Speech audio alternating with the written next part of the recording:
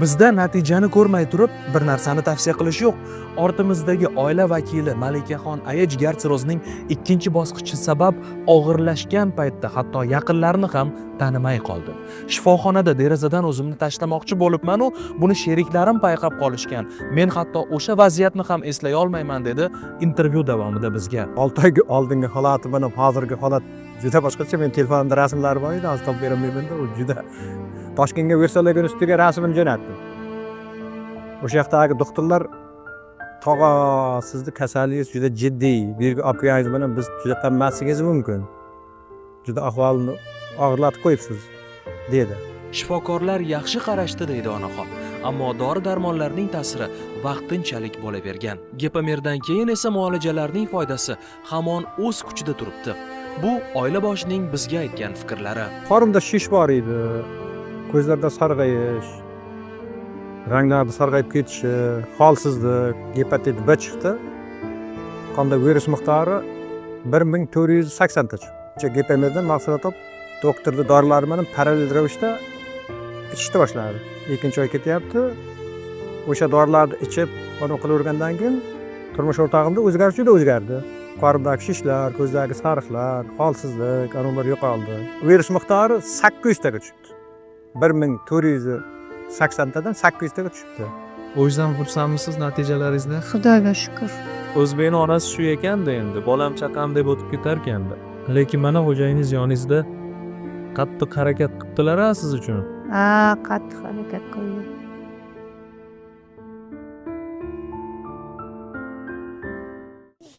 Qaysi bir ayol erini uyidan boshqa bir uyda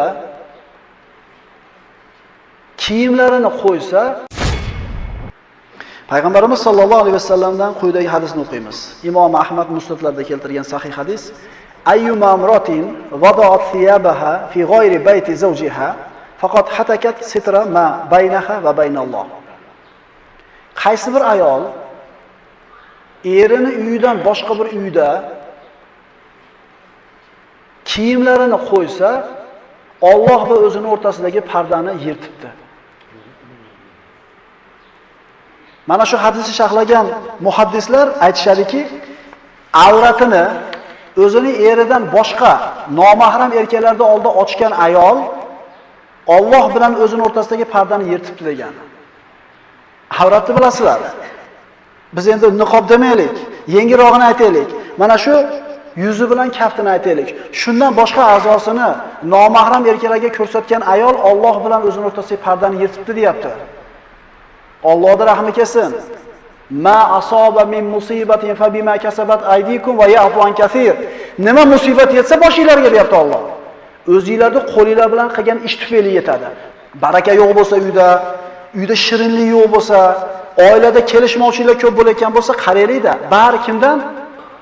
Iqtisodni yomonigidan emas. Mana shunday oyatlarni, mana shunday bir og'ir hadislarni eshitgandan keyin ham mo'mina ayol o'zini tabarrujga chiqishlikka, tabarruj bilan ko'chaga chiqishlikka yo'l beradimi? Har bitta erkakka Alloh taolo ya ayyuhallazina amanu qu anfusakum va ahlikum nara wa quduha an-nas wal hajara deb marhamat qildi. Mo'min erkaklarga.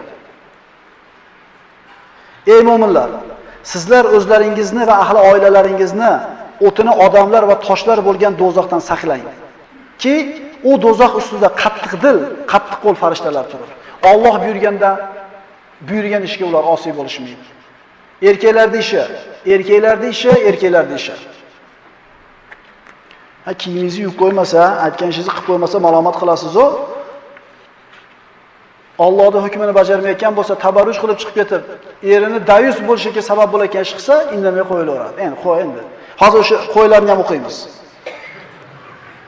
Nima sababdan o'ramaydi, nima sababdan ayollar xohlamaydi? Sabablarni ham o'qiymiz hozir.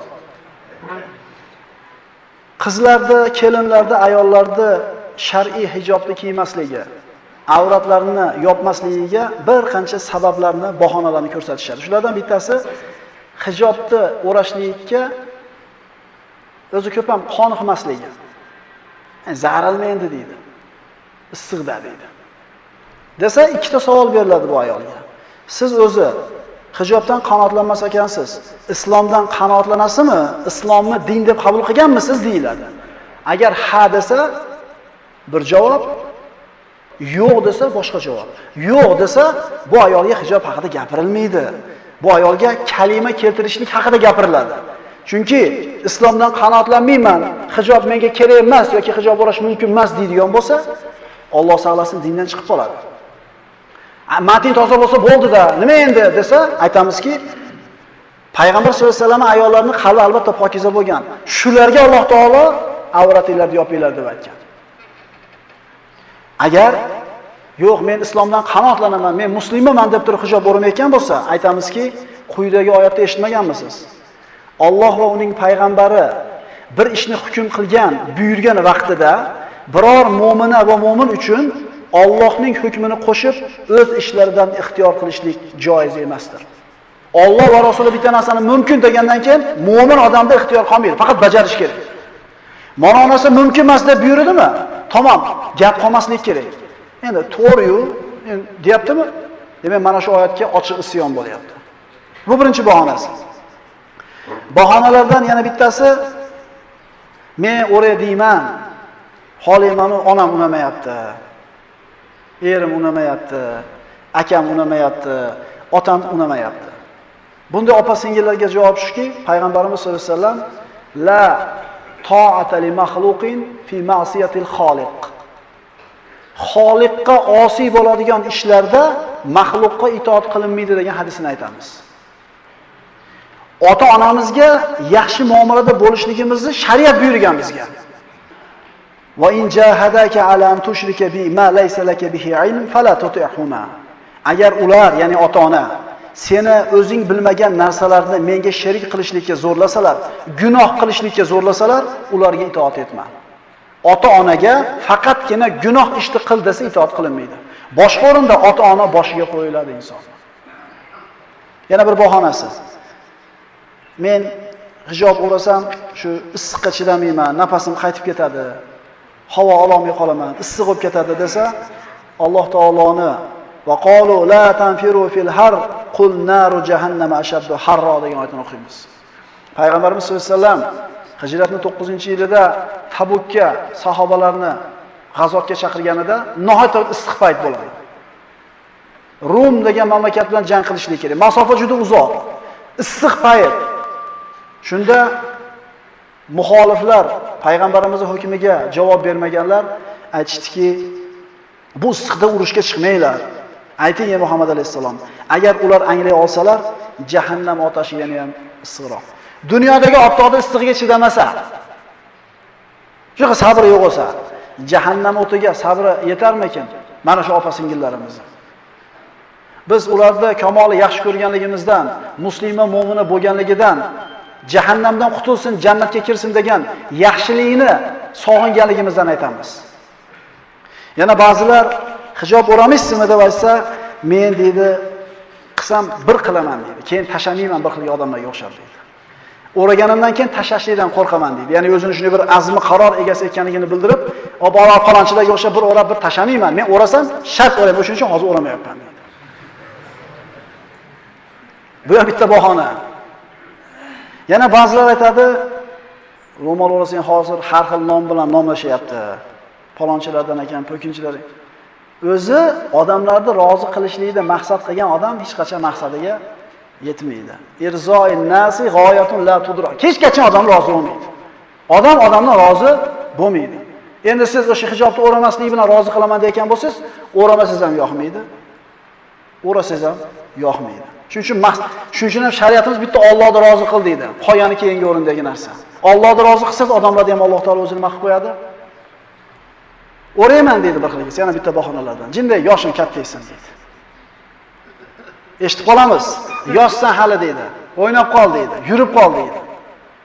Eshitamiz kattalardan, ehtimol onalardan, ehtimol otalardan chiqadi shu narsa. O'lgiydi deydi. Buni majbur qilma deydi. Hali yosh, o'ynab olsin ozgina deydi. Endi aytamizki, yoshim sal ulg'ayganda hijob olaman yoki shu kiyimlarni kiyaman degan opalar bo'lsa, o'lim tanlamaydi. Mo yosh ekan, mo qari ekan demaydi. Shuning uchun hali 30 ga kirganda namoz o'qiyman, 40 ga kirganda namoz o'qiyman degan bahonadan bir ko'rinish. Bahonalardan yana bittasi yomon ulfatlar. Ibn Mas'ud roziyallohu anhu ning gapi esimizdan chiqmasin. U kishi aytganki, roziyallohu anhu, Alloh taolo yomon ulfatdan ko'ra yomonroq maxluqni yaratmadi. Alloh taolo yomon ulfatdan ko'ra yomonroq maxluqni yaratmadi.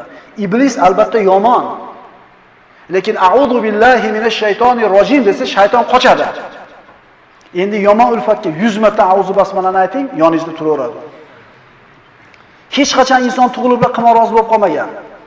Bir ulfati bo'lgan, qimorga bir marta borgan, ikki marta borgan, qimorboz bo'lib ketgan. Hech qachon bir odam ilmli bo'lib ketmaydi birdaniga. Ulfati bir marta darsga borgan, ikki marta borgan, ilmli bo'lgan. Bir odam aroqxo'r bo'lib ketgan emas tug'ilib bilan. Kim boshlagan uni? Ulfati boshlagan. Bir odamni masjidga kimdir yetalab kelgan. Keyin o'zib ketadi hali yetalab kelgandan ko'ra o'zib ketadi hali odam. Endi ana shu shar'iy hijobni kiyishlik, avratlarini yopishlikni ha endi bo'ladi endi gapiraveradi bular. Mating toza bo'lsa bo'ldi deyotgan yomon hamrohlari bor. Shu opa-singillarimiz. O'ragiz keladi, yonidagilari chataq. Bunaqalardan aloqani uzishlik kerak bo'ladi. Yana bir qilgilar aytadi, u oxirgi bahonasi Alloh insof bersa biz ham uramiz deydi.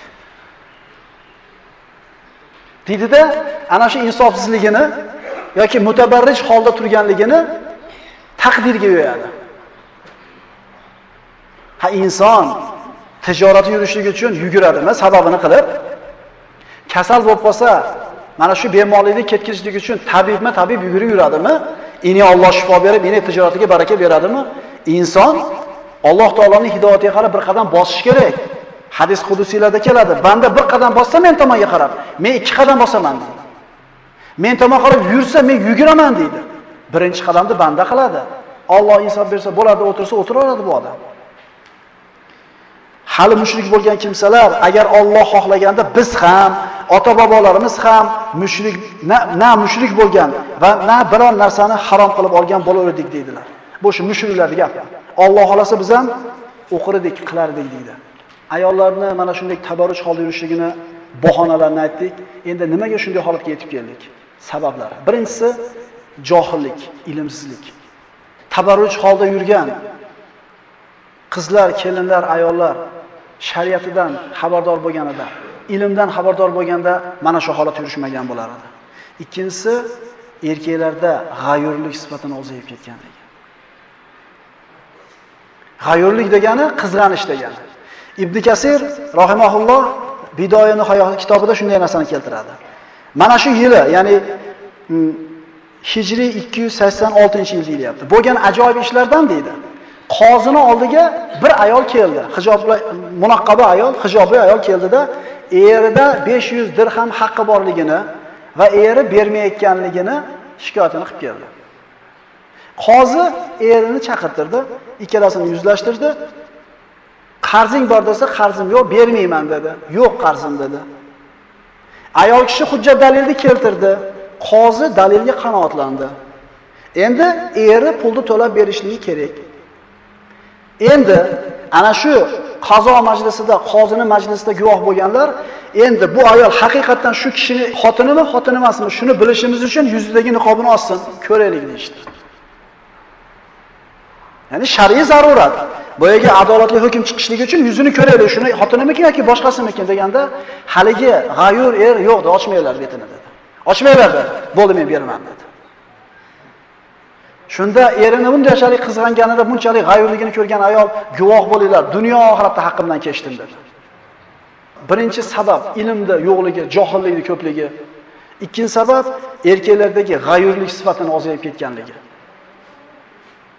Yomon ulfatlar deb aytdik. Yomonlikka yetalab turadigan dugonalar, ulfatlar hamda amri ma'ruf, nahiy munkarni ko'tarilib ketganligi. Bir ayol mutabarrij holda ko'chaga chiqsa, xunuk ko'rinishda, u qo'shnisi ham aytsa, bu qo'shnisi ham aytsa, xotini ham, erkagi ham, kattasi ham, kichigi ham bunaqa qilib yurma, to'g'risachi. Hech bo'lmasa odamlardan hayo qilgandan ham qo'y deydi, odamlarning nazaridan qolib ketmay deb tiyiladi. Lekin mana shu narsa katta musibat, ishimiz bo'lmay qo'ygan. Esimizdan chiqmasin, payg'ambarimiz sollallohu alayhi vasallamning hadislar bor. Bir munkarni qavm ko'rib, o'zgartirib qo'yishning imkoniyatida bo'lib turib, tek qo'yib qo'yishsa, balo yoppasiga keladi ustiga. Payg'ambar sollallohu alayhi vasallam aytganlar, o'zimdan keyin ummatimga ayollardan ko'ra kattaroq fitnani qo'yib ketmayapman degan. Alloh o'zi tavfiq bersin. Mana aytdik, mana shu yuqorida aytib qo'ygan oyati tafsirida Muqotil shunday so'zni keltiradiki, jahiliyat davridagi ayol, ana shu mushrika, Qurayshdagi bo'lgan mushrika ayol taqinchoqlarini taqib, bo'yniga, quloqlariga, boshiga ro'mol tashab olardi-da, jag'idan chigmas edi. Mana shu narsa tabarruj deyiladi. Chunki bo'yni ochiq, zeb ziynatlari taqilgan. Endi umuman ro'molga yaqinlashmayotgan odamlarning holatini tabarruj ham deb bo'lmaydi. U kasiyatun oriyat, kiyimli yalang'och ayollar ular. Darsimiz oxirida Sulaymon alayhisolamning qissasiga murojaat qilamiz. Mana Sulaymon alayhisolamga Alloh taolo hech kimga bermagan mulkni bergan. Saba qabilasi, Saba qavmining malikasi Bilqis Sulaymon alayhisolamning oldiga musulmon bo'lishi uchun keladi, islomga kiradi. Islomga kirishidan oldin Sulaymon alayhisolamning qurilgan qasrga kirishlik taklif qilinadi. Poli shishadan bo'lganligi uchun shishaning ostidagi suv ko'rinib turganda bu suv ekan deb Bilqis fakashafat an saqayha oyat o'qiymiz. Qila laha udkhili as-sarh falamma ra'athu hasibathu lujjatan fakashafat an saqayha qala innahu sarhun mumarradun min qawarir. Malikaga aytildi. Saroyga kirgin deyildi. Endi qachonki u saroyni ko'rgach, uni suv deb o'ylab oyoqlarini ochgan edi. Sulaymon bu oynadan yasalgan baland qasrdir dedi. Etagi uzun ekan, etagi ho'l bo'lib ketmasin deb etagini ko'taribdi. Agar Bilqisning ustida hozirgi ko'pchilik qizlarimiz kiyayotgan kiyim bo'lganda etagini ko'tarmasdan kirib kelsa ham bo'lardi. Alloh subhanahu va taolo eshitgan ma'ruzalarga amal qilishlikka tavfiq bersin hammamizga. Chunki esimizdan chiqmasin erkaklar, qiyomatda o'zimizga qanday javob bersak, ayollarimizga ham shunday javob beramiz. Qaraylik. Aqulu qawli hadha va astaghfirulloh li va lakum. Assalomu alaykum va rahmatullohi va barakatuh.